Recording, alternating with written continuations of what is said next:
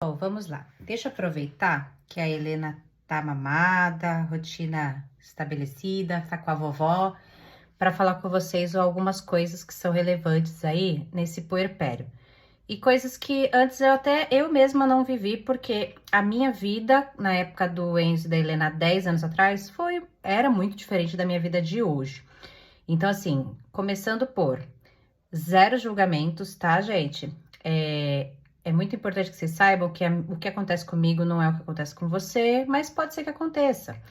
Então, é por isso que eu divido. E além disso, é muito fundamental rede de apoio, né?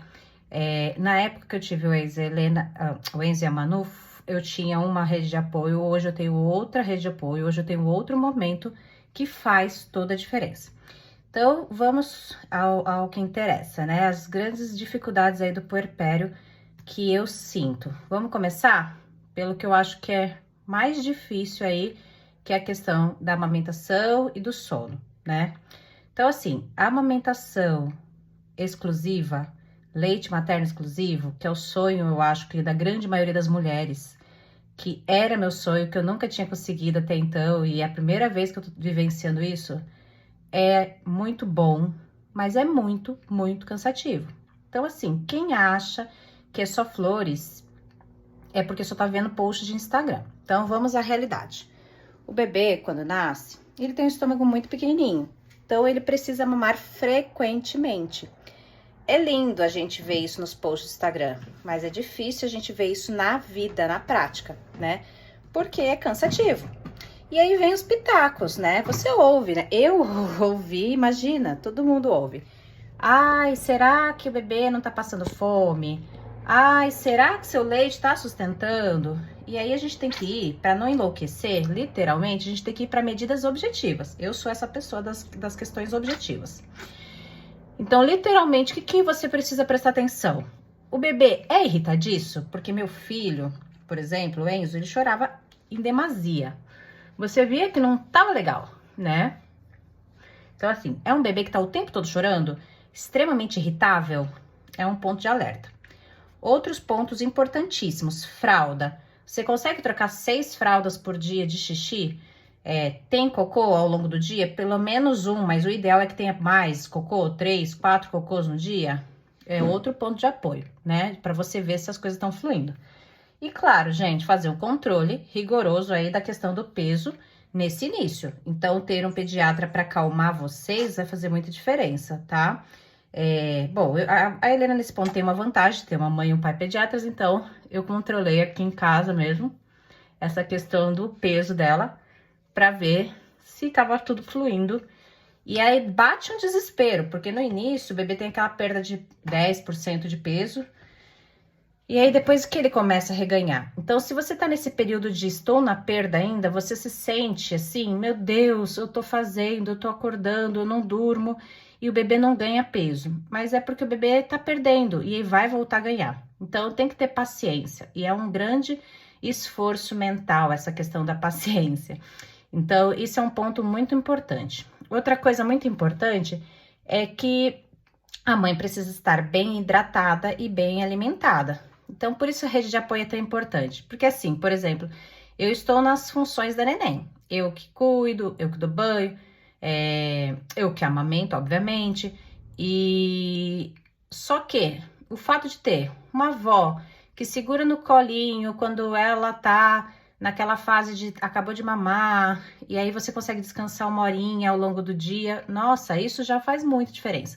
Ah, ter alguém que possa fazer a comida para você não ter que ficar nessa loucura de ser mãe, dona de casa, faz muita diferença.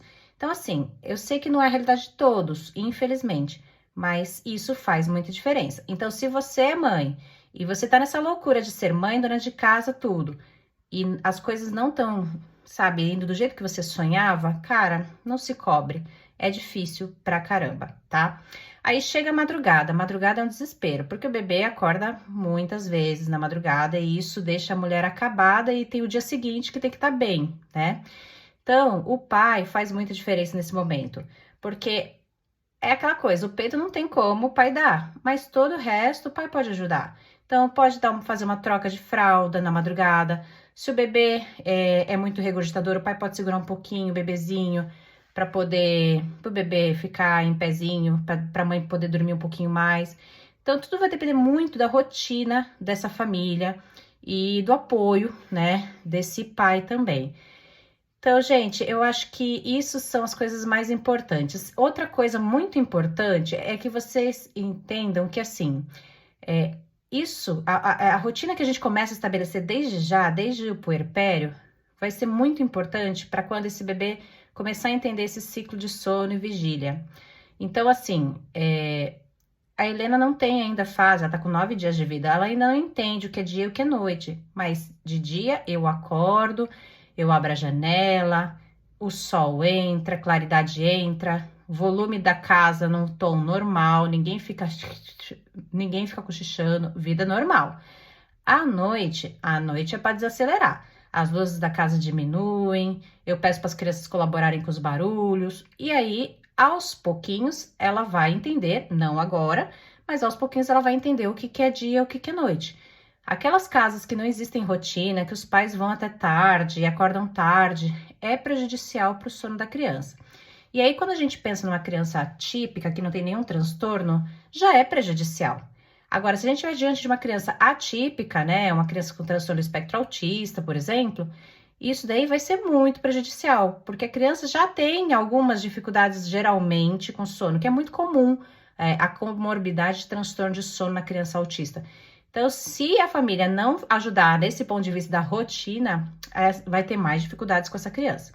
E claro, gente, lá pelos 3, 4 meses, até antes mesmo, viu que o negócio não tá fluindo, faça uma consultoria do sono, né? Não tem nada de errado em pedir ajuda, né? E a amamentação, a mesma coisa. Façam consultoria de amamentação, não tem nada de errado em pedir ajuda também, tá? É isso que eu queria dividir, mas eu dividirei mais coisas. Deixem aqui as perguntas que vocês, mamães, tenham, e eu vou fazendo vídeos para elucidar, para dividir com vocês a experiência. Nesse momento, eu tô sendo mãe, totalmente mãe, mas eu tenho o meu conhecimento de base, então, o que eu puder ajudar vocês, eu ajudarei. Um beijo!